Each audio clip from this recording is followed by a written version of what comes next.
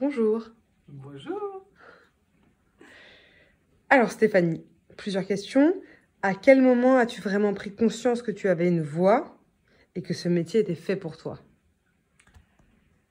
J'ai entendu le mot jolie voix dans la bouche de Jean-Michel Noël à 11 ans. Donc c'est là où, tiens, ah bon, parce que j'aimais chanter, j'ai toujours chanté, mais la notion de jolie voix, voilà, c'était à 11 ans. Et puis après, en fait, c'est plutôt que j'ai voulu continuer, j'ai aimé ça, donc, et oui, on m'y a encouragé. On me disait que j'avais une voix longue, facile, etc. Donc je pouvais éventuellement espérer faire quelque chose.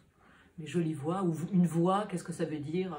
Je pense que ça dépend comment est-ce qu'on la travaille, parce qu'on peut avoir une belle voix, mais si on la travaille mal, elle ne sert à rien. Ou si on n'a pas la mentalité qui va aussi avec ça, enfin c'est complexe, hein, donc la voix ne suffit pas. On sait très bien que c'est, je dirais, 20% pour la carrière, par rapport à une carrière en tous les cas. La voix n'est pas tout, loin de là.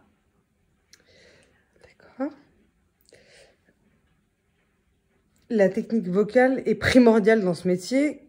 Quand on la possède, peut-on tout faire? Ta technique évolue-t-elle encore? Alors la technique est primordiale, oui. Il n'empêche que j'ai eu beaucoup de chance parce qu'en début de carrière, je ne pense pas avoir eu une technique vocale en béton, si tant est qu'on puisse avoir une technique vocale en béton, mais heureusement pour moi, j'avais l'amour de la scène, j'avais beaucoup de facilité à incarner des rôles, donc ça a pu cacher, je dirais, mon imperfection, mes lacunes techniques, et puis petit à petit, bon, au fil des années, j'ai quand même vraiment retravaillé, j'ai tout réappris, j'ai tout retravaillé techniquement. Et je pense maintenant, mais du fait d'opérations vocales, de problèmes, en général c'est quand on a des problèmes qu'on se met vraiment à travailler la technique vocale. Et elle évolue évidemment puisque le corps change. Donc comme on travaille sur notre corps, comme c'est notre corps qui fait la voix beaucoup, eh bien elle évolue évidemment. Et elle évolue aussi avec nous. Ce qu'on a envie comment est-ce qu'on a envie de la travailler, comment est-ce qu'on la travaille, et le travail est permanent et passionnant. Donc la question suivante, plus généralement, la voix évolue-t-elle avec l'âge? C'est un petit peu... Oui, exactement. Ben, la voix évolue avec l'âge, évolue aussi avec notre personnalité, avec notre mentalité. Je suis toujours, enfin, je suis persuadée, puisque pour moi, par exemple, le fait d'avoir chanté enfant, j'ai voulu garder cette voix d'enfant assez longtemps. J'ai eu du mal, en fait, à accepter ma voix d'adulte. Et donc, ça a été une prise de conscience qui était intéressante. Et je vois ça aussi auprès d'étudiants qui ont démarré enfant et comment gérer cette évolution de la voix. Et ça, c'est passionnant. Et donc, il faut quand même avoir des notions psychologiques aussi. On travaille énormément avec notre psychologie. Il y a le mental, il y a la psychologie, il y a plein de paramètres comme ça qu'il faut essayer de regrouper et travailler dessus. Te regardes-tu? Est-ce que tu t'écoutes pour faire évoluer un rôle ou travailler un récital? Alors, je le conseille fermement, je le conseille vraiment, oui, dans le travail, de le faire. Il est vrai que j'ai beaucoup développé avec Bernard Roubaud, mon orthophoniste, en fait, ce regard intérieur, donc être pas tant sur le résultat vocal extérieur, mais être sur ce que... oui, le travail, en fait, qu'est-ce qui se passe à l'intérieur de moi? Et c'est pas la voix, justement, c'est beaucoup plus le corps, les équilibres.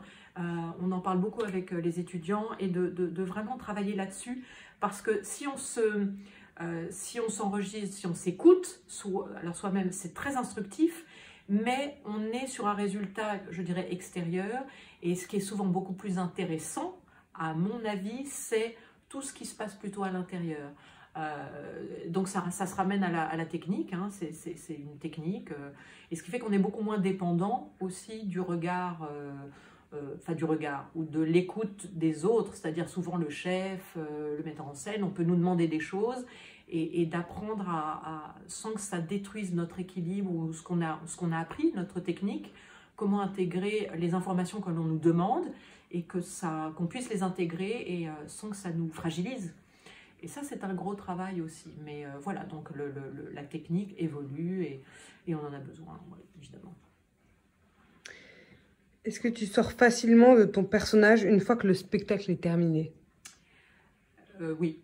Oui, oui. J'ai souvent, enfin, le fait d'avoir peut-être aussi fait du théâtre jeune, très tôt, j'ai appris, je trouve, ou est-ce que c'est naturel ou pas, mais en tous les cas, moi, la scène est un endroit à part. Donc, quand je suis sur scène, c'est comme si je passais à un autre mode. Et dès que je sors de scène, c'est différent. Et c'est pour ça que je suis de ces artistes qui ne peuvent pas chanter comme ça, n'importe où, n'importe comment, etc. Moi, c'est la scène qui me procure, qui me permet en tous les cas de chanter, qui me permet de m'exprimer, qui me permet de... et je lisais un message d'un ami c'est la même chose pour lui, donc ça m'a fait plaisir. Voilà, évidemment, je ne suis pas la seule, mais la scène pour moi est un endroit privilégié et c'est l'endroit où je me sens bien pour ce type d'expression artistique et de sensibilité.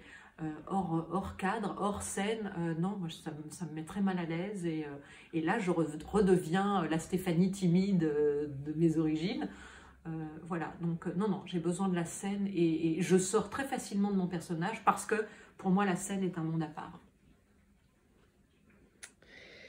As-tu une ou plusieurs anecdotes cocasses à raconter qui seraient passées lors d'une représentation à cause d'une chute, d'un oubli d'accessoires indispensables? Enfin, un truc un peu rigolo, quoi. Voilà, parce que les chutes, c'est pas forcément très drôle, mais non, qu'est-ce qui m'est arrivé de gros et qui paraît un drame sur le moment, c'est les poignées de porte lors de ma première de Carmen, on avait des portes mobiles qui montent et qui descendent, et j'ouvre la première porte et je me retrouve avec la poignée dans la main. Et cette porte, on devait la réutiliser, je devais la refermer, Zuniga devait revenir avec, enfin la rouvrir. Si tu n'as pas la poignée, tu peux rien faire. Donc là, c'était un drame parce que je savais que les scènes d'après, et j'avais pas le temps de le refaire. Donc j'ai quand même remis la poignée, mais heureusement après d'autres chanteurs ont pu. Et ça a été sur les deux portes pendant tout le spectacle. On n'a eu que des problèmes avec ces poignées. Et c'est surtout la première, quoi. La première représentation, en plus de Carmen, qui pour moi était un grand moment. Voilà, c'est celui, en tous les cas, c'est c'est le souvenir que j'en ai, mais sinon après, il nous arrive plein de choses. C'est de la musique vivante, il ne faut pas avoir peur de ça, et c'est pas traumatisant tant qu'il n'y a pas d'accident grave. Voilà, il n'y a pas mort d'homme, comme on dit, et on en rigole bien après. Mais pas sur le moment, ça c'est sûr. Merci.